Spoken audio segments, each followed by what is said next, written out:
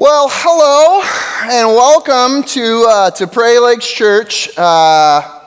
In case you needed a reminder, our state is just gently reminds us at this time every year that you live in a difficult part of the country.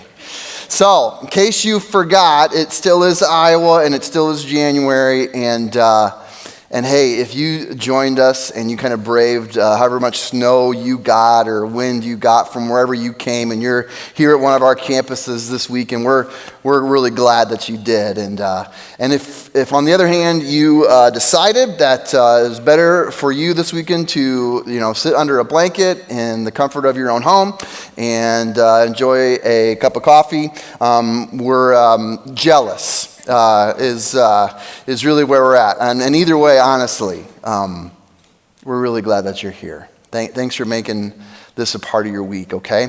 Hey, for this part of our service, you're going to need a couple of things.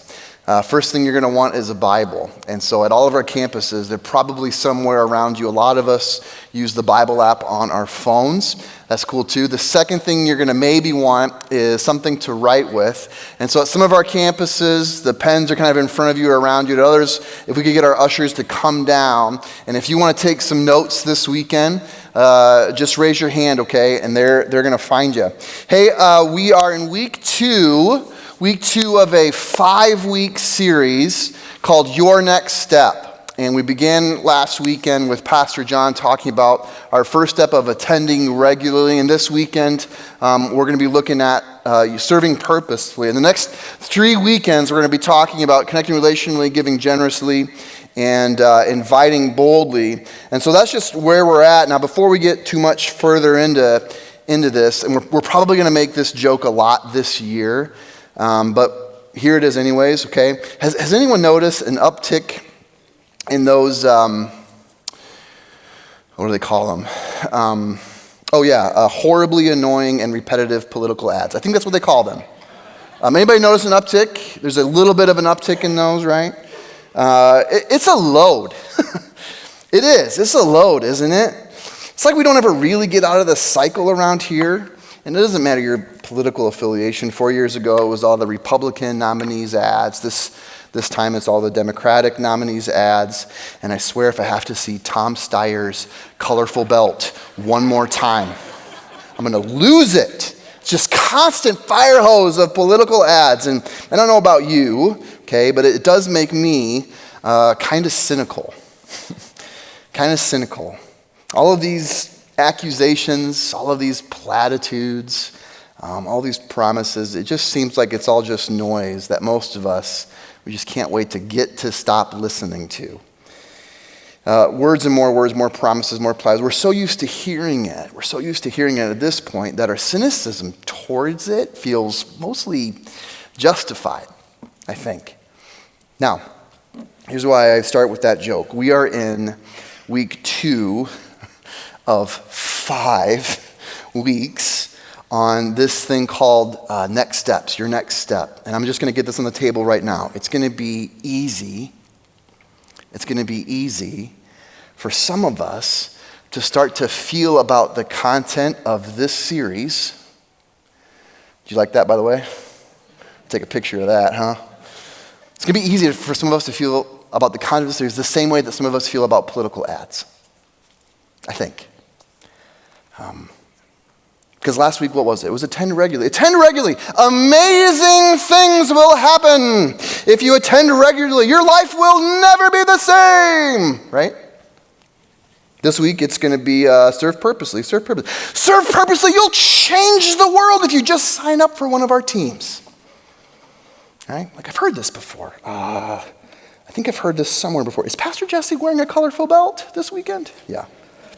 Listen. I get it. I really do. If you feel that way. If you feel a little cynical about what we're talking about. And I would get it if you feel like this is all pretty basic.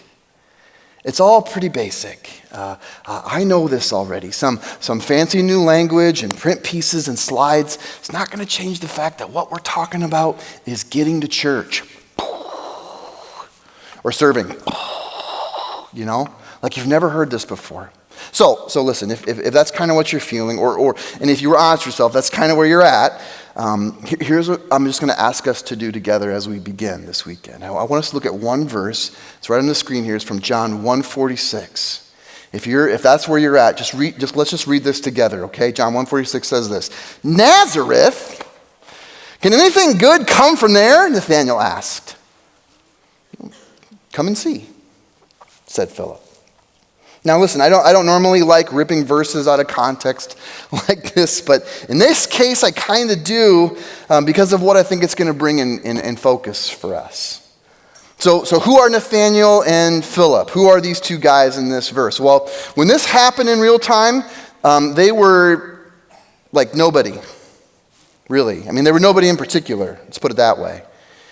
Just a couple of people who were living under Roman occupation in a region called Galilee on the eastern coast of the Mediterranean. Just two, like, random dudes. That's all they were. Now, Nathanael and Philip would go on to be one of the first of 12 people to literally follow in Jesus' footsteps. Two of the most influential people in the earliest of the early church. Nathanael and Philip would travel the known world. They would spread the news about Jesus' life and death and his resurrection. They'd be martyred for their faith, and billions of people would go on to know their names literally 2 millennia from this moment. But in this moment, 2 random dudes, one of whom is very cynical, like very cynical. Nazareth? Yeah, Nazareth. Like anything good come out of that crappy town. That's basically what Nathanael's saying. And I'm sure it just rolled off his tongue too. He'd said it a million times. He'd heard it a million times. And so did everyone else. Because they'd all heard of how horrible of a town Nazareth was and how the people who were from there were, all the same, except Philip's not talking about any ordinary Nazarene. He's talking about Jesus the Nazarene. And I love what Philip says in this verse, okay? He says, just come and see. Come and see. Not trust me. Trust me. Jesus is awesome and he'll change your life. He doesn't say any of that. Just, you got to come and see.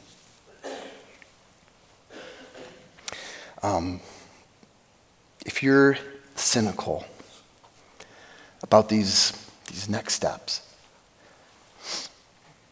and you're listening to us drone on and on about how amazing they are and how they're going to change your life and change other people's lives, and you're thinking, whatever.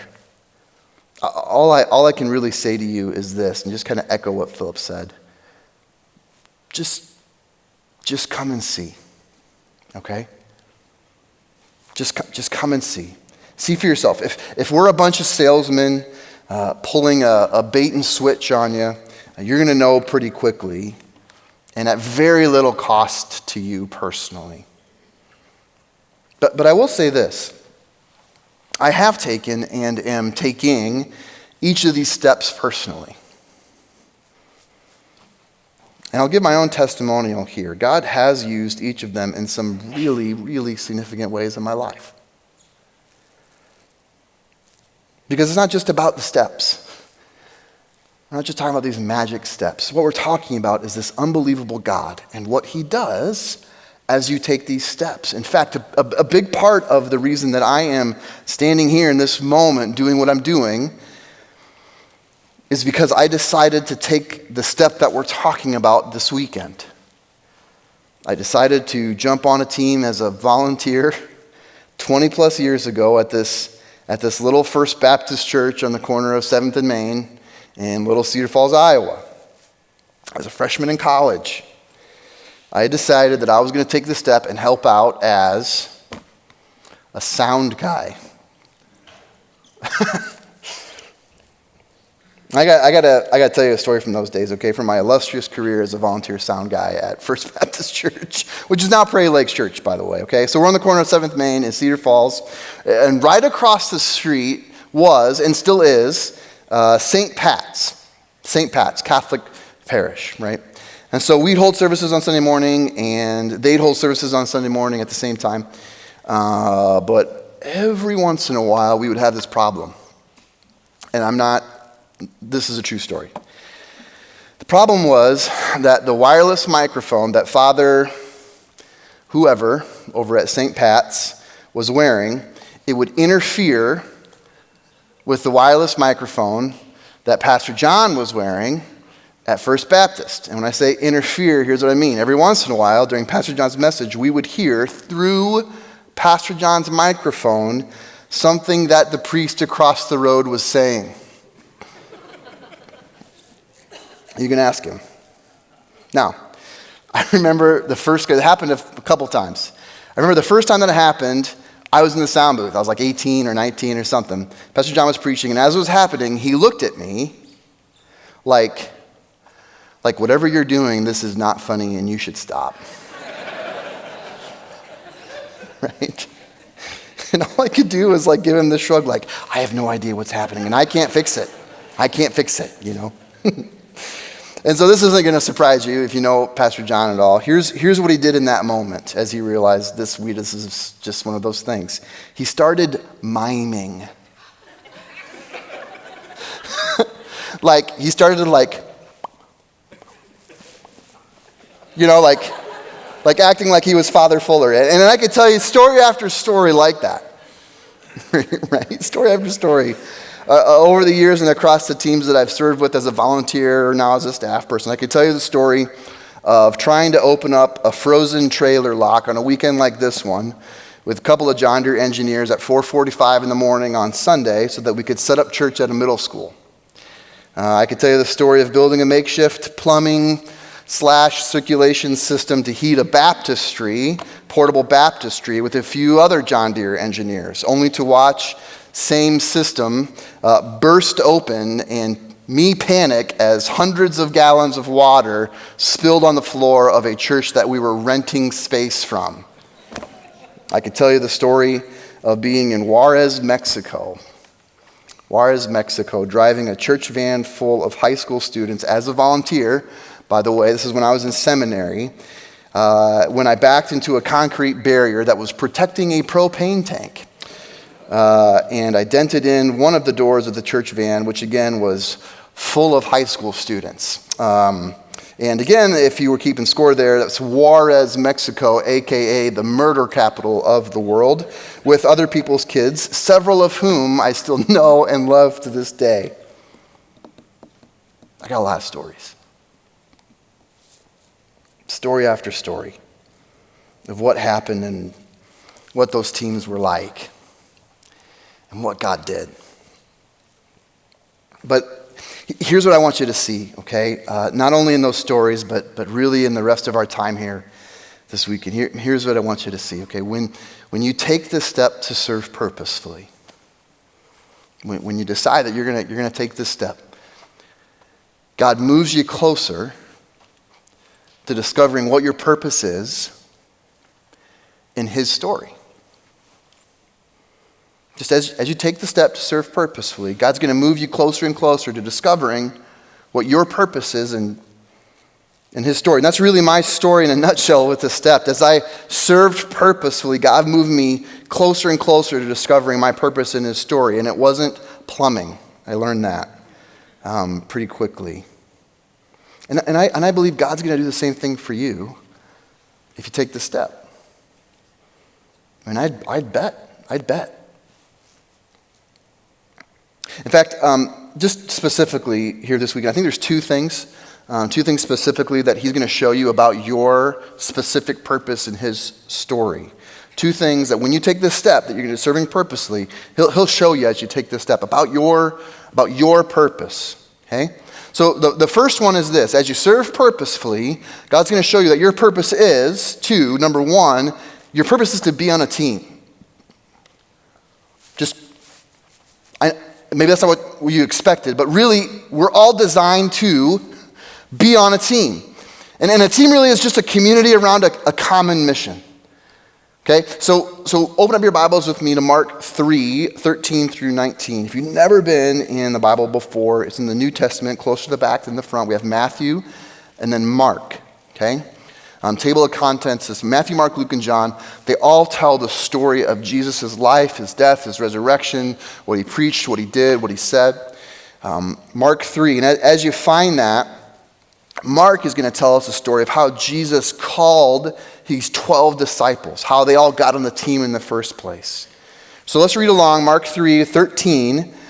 We're reading down through verse 19. So Jesus went up on a mountainside, and he called to him those he wanted, and they came to him. And he appointed 12, that they might be with him, and that he might send them out to preach and to have authority and drive out demons. And so these are the 12 he appointed. Simon, to whom he gave him the name Peter. James, son of Zebedee, and his brother John.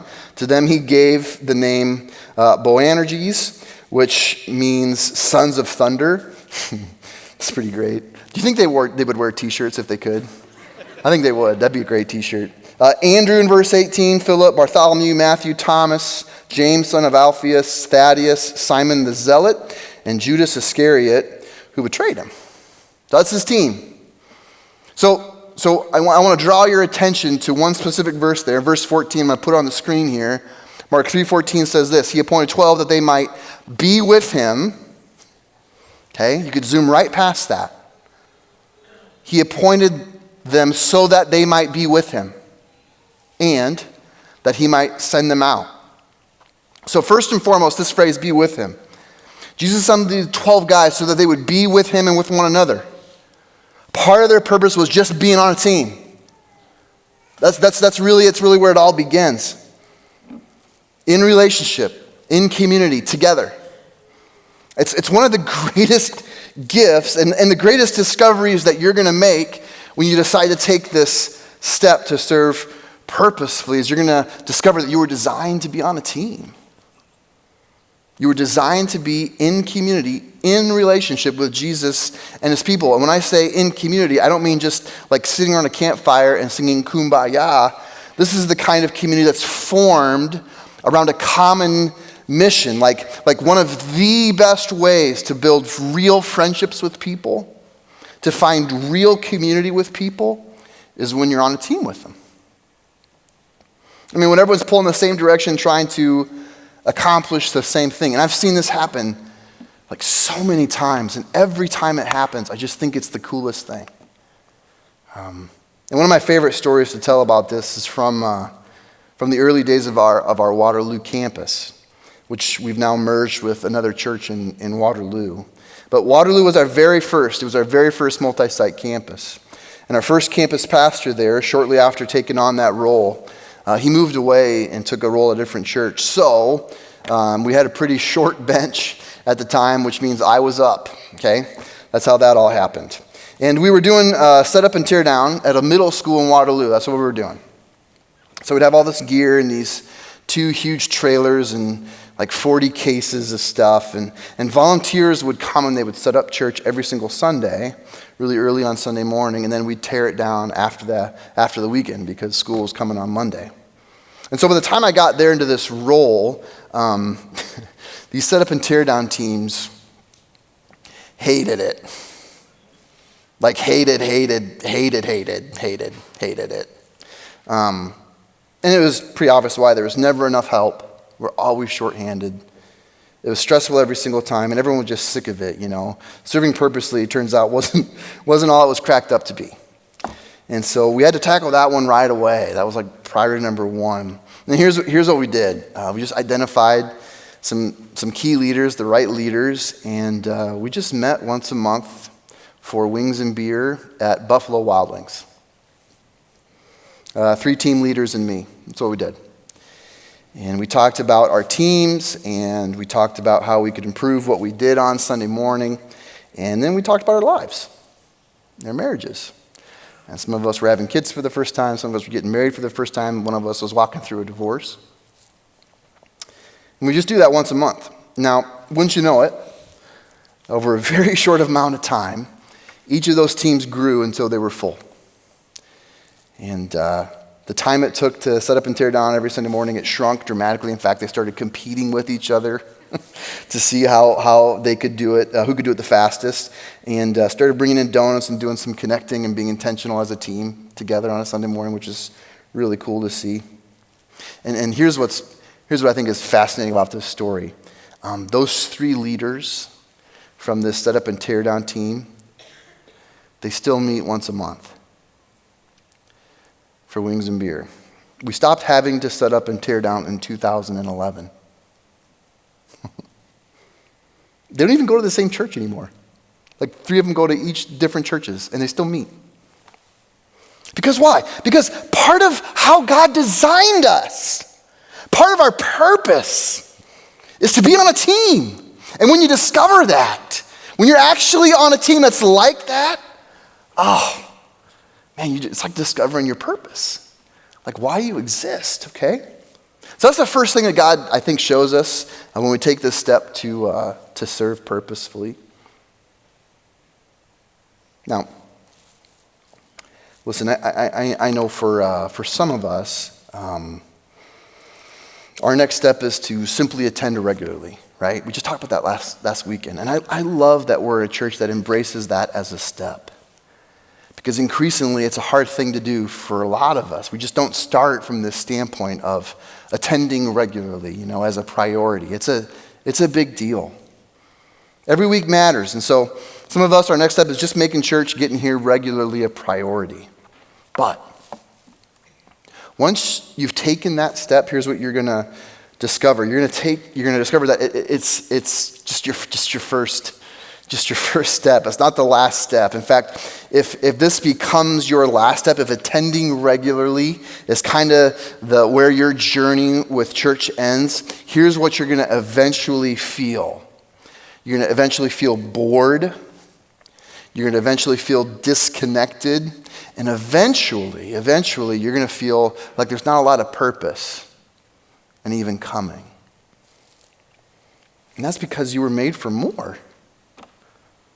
I mean, you were made just for a lot more than just attending. You were made for more than just sitting and listening. You have a greater purpose in God's larger story, and that purpose is only revealed as you take that step to serve, okay? So that's the first part. Here's the second thing I think God reveals when we take this step to serve purposefully. Number 2 is God reveals that part of our purpose is to make a lasting difference, which really is just playing our part in God's no matter story. So if you're in Mark 3, just go back a couple of chapters to Mark 1. And let's look at this together. Mark 1, verse 16 is where we're going to be. As Jesus walked beside the Sea of Galilee, he saw Simon and his brother Andrew casting a net into the lake, for they were fishermen. "Come, follow me," Jesus said, "and I'll send you out to fish for people." And at once they left their nets, and they followed him. And when he had gone a little farther, he saw James, the son of Zebedee, and his brother John in a boat, preparing their nets. Those are the sons of thunder, right? Without delay, he called them, and they left their father Zebedee in the boat with the hired men, and they followed him. Okay? So Jesus lived by the sea, and what profession do most people have when you lived 2,000 years ago by the sea? Well, you fish. You couldn't throw a rock in Galilee without hitting a fisherman, And so Jesus, so beautifully here, says something that every fisherman could understand. Every single one of them. You were made for more than just fishing. You were made for more than just your profession. You were made for more than just getting better at what you do for a job. You were made, sincerely here, part of the reason why you are on this earth is to make a difference in the lives of others. Part of the reason why you're here is to make a lasting difference in the lives of another person, a group of people even. Follow me, Jesus says. I'm going to teach you to fish for people. Follow me. I'm going to teach you to make a lasting difference in the lives of the people that are around you. And this is one of those verses that captures why we are a no matter church, because like those first fishermen, that Jesus called and that Jesus recruited, just like them, we have a really, really, really, really, really, really wide net. And it's because Jesus has a really, really, really, really, really, really wide net, no matter who you are.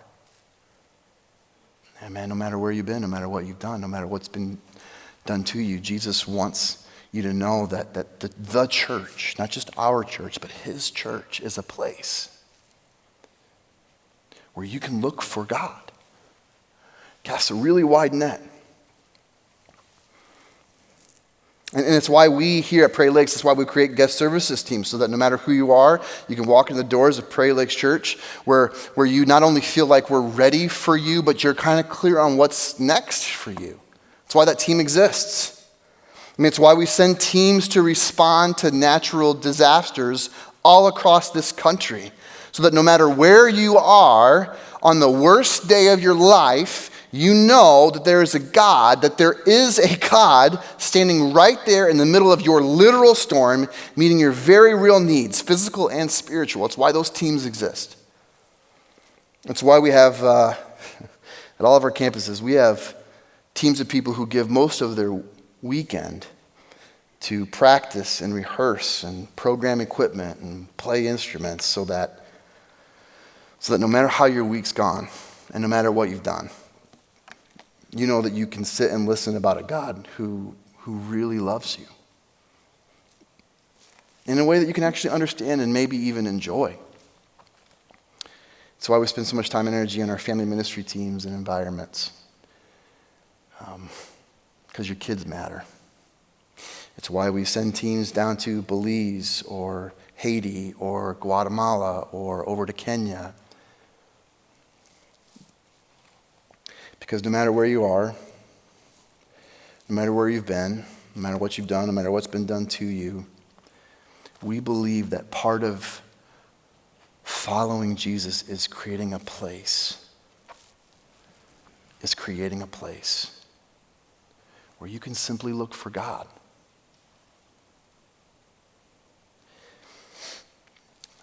The serving purposely thing it might be my, I don't know, it might be my favorite step, because I can point to so many stories, not only of how God has used me to impact others, but how God has impacted me. How he's impacted me. And the truth of the matter is this, and this sounds like an exaggeration, it might sound like hyperbole, but none of this happens at Prairie Lakes. We're not a place like this without you. Alright, I'll just have you take a seat. Am I sitting here? That's your seat. Okay, here we go. Oof, all the way.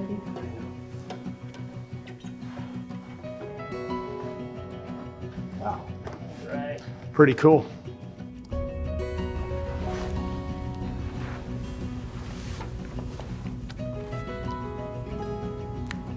I'm going to start off with playing this video for you. Good.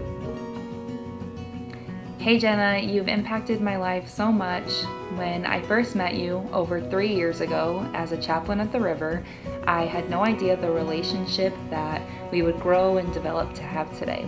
Hey Skip, Brad Harris. Hey, I wanted to make this video and tell you how much I appreciate your friendship, appreciate your leadership in the church. Hey Rich, Tyler Jordan here. Hey, I just want to take a minute and thank you for being such a wonderful volunteer. When you came and sat down next to me a year and a half ago on my first weekend at Prairie Lakes, my first weekend in church in over 20 years, and you took me on your arm and you introduced me to everybody and you sat next to me for the next few weeks at church, it changed my life. It made me a better person. It made me a better Christian, and it made me stay around. I was at a really low point then, and you really helped to pull me out of that and show me that God is always on my side and that I can always turn to Him. Your relationship with Him was really inspirational for me, and it helped me to grow and develop and just build my own relationship with Him as well. Appreciate your time that that you put in there. And it's not like you're not busy enough already, being a great father and husband and running a business very well and putting something together, just a little men's group called Oxstrong.